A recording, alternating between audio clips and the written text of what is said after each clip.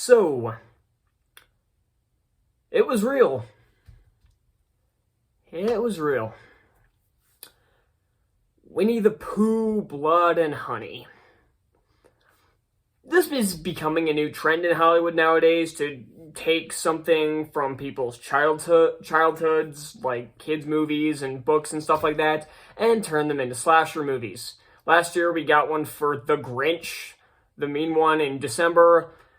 There's ones in the works, one for Bambi, and there's one for Peter Pan, which is made by the same guy who made this. And I should give a little background on the guy who directed this. I don't remember his name. It's like Reese Frake Waterfield or something. This is not his first go-around with a slasher movie, as last year he also created The Killing Tree, which, as it sounds, is a horror movie about a killer Christmas tree. And no, I did not watch it. I watched somebody review it. I basically watched an analysis of it, so I know what it is, and it's pretty dumb, which is expected. And he's also doing that Peter Pan one, and apparently there's already a sequel to this one announced. I checked. So the movie starts off with just a drawing, like one of those motion drawings, you know what I mean? Of telling the backstory of the movie, where Christopher Robin leaves them to go off to college. And apparently they're not able to fend for themselves for food, which begs the question, how are they getting food before Christopher Robin showed up? And they're forced to eat Eeyore. And that turns them savage. And they turn their back on anything human-related because of their hatred for Christopher Robin, which will create an issue that I'll get into in a second, and even to the point of not talking anymore. So if you saw the last video, you know I'm doing this background now. The window behind me is still kind of screwing with it, so yeah, hang on. Let me see the last time the hood made a difference. I don't know, now it just kind of looks blurry. We'll just deal with it, it doesn't matter. So the actual first scene of the movie is Christopher taking his now wife to see them in the 100 Acre, to meet Pooh, Piglet, and everybody else. Side note, they run down through the animals that were there with Pooh, Piglet, Eeyore, Owl, and Rabbit. So no Tigger, no Kanga, no Roo. Even freaking no Tigger, he doesn't exist in this one, apparently. Okay.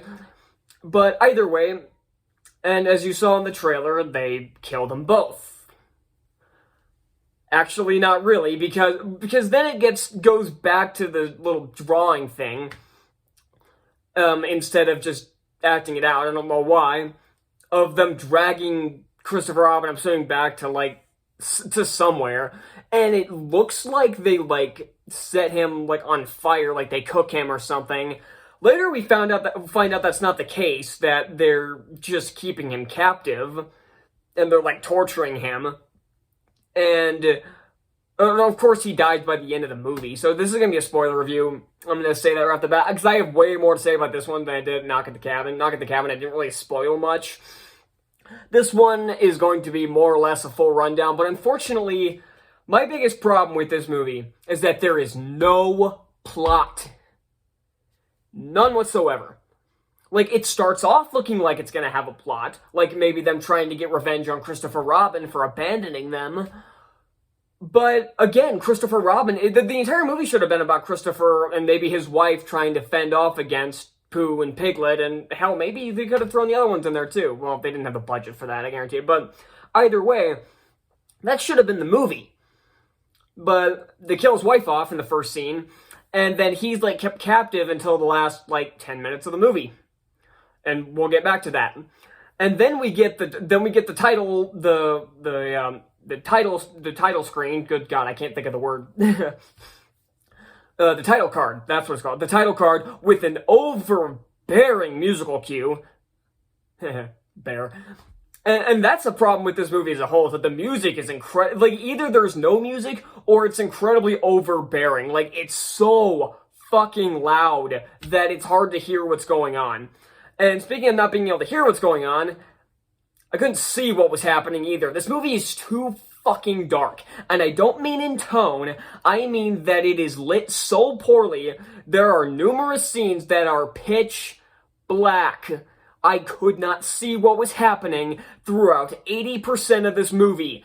And another thing with the lighting is that there's constantly these flashing lights.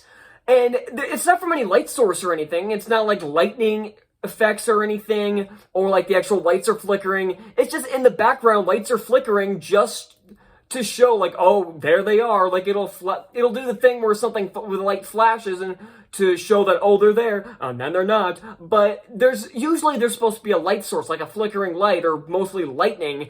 It was just doing it and it was doing it constantly. It did it in like every other scene. So yeah, we'll get back to the story. So I lost all interest. Like, any interest I might have had, I'm like, okay, maybe this can be just like an off-the-walls insane movie. I lost all interest within 15 minutes of this movie. Because 15 minutes, that's when the title card kicked in. After that first scene, I had no interest. Because the rest of the movie was just a generic-ass slasher movie. It was just like that Christmas tree, or the Killing Tree movie that I mentioned, which was obviously directed by the same guy. It's the exact same thing, and it's just chock full. It's like these 5 girls go to this place in the 100-acre woods.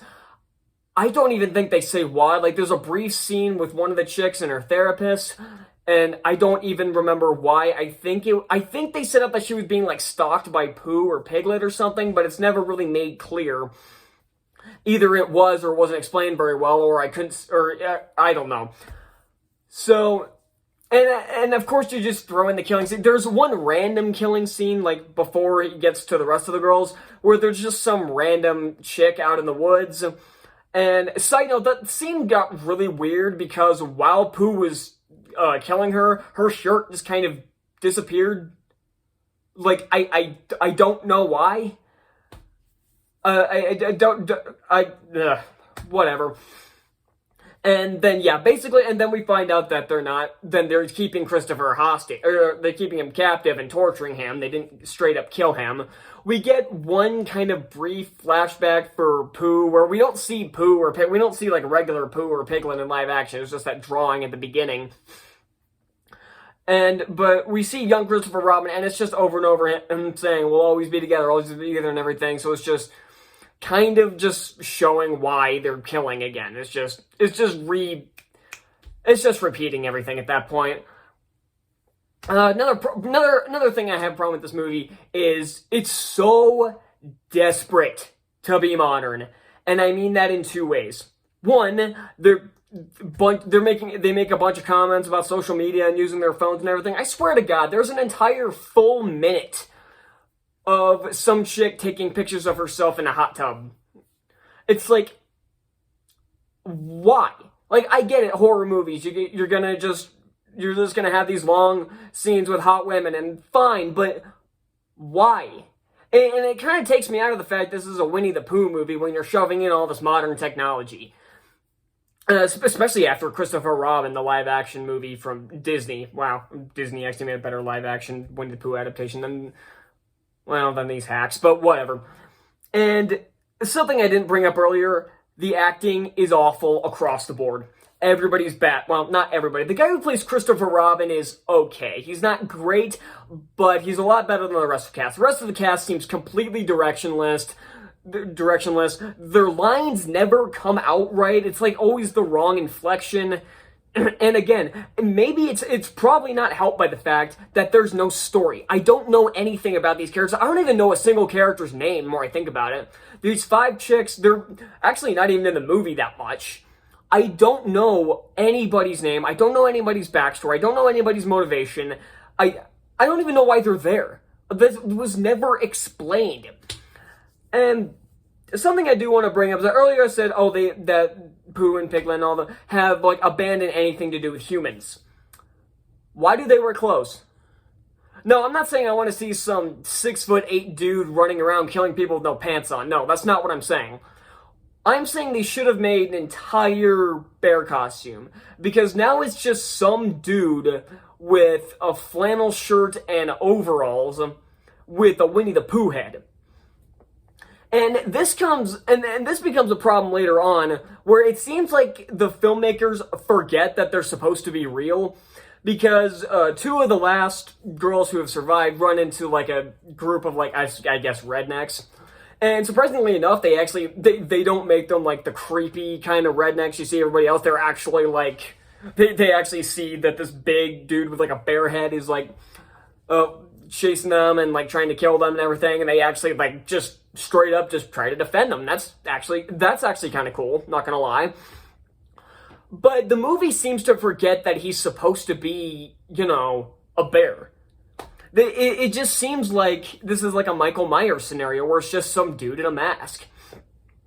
And speaking of that scene, the reason Piglet's not in that scene is because at some point earlier on, like while he was like chasing one of the girls, all of a sudden she was able to tie him up. Like it happened off screen. My notes just fell to the floor. Like he just was kind of tied up. Again, it feels like that scene was missing. Like this movie feels like it's missing scenes because I don't know anything about these characters. Like I said, don't know anything about them. There's really no story. There should have been at least a couple of flashbacks instead of just the one we got. And it wasn't really flashbacks, it was just flashes.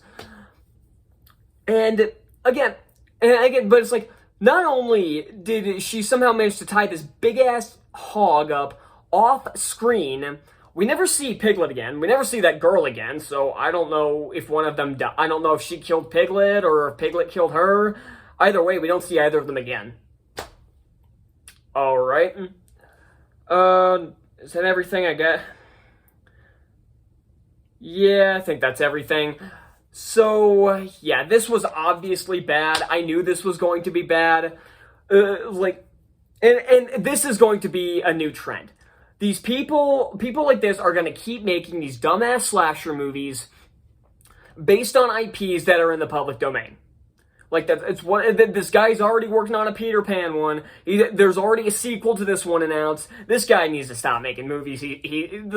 This is just the problem with this one and The Killing Tree. Like the biggest problem is that they have such off the wall concepts and they do nothing with it.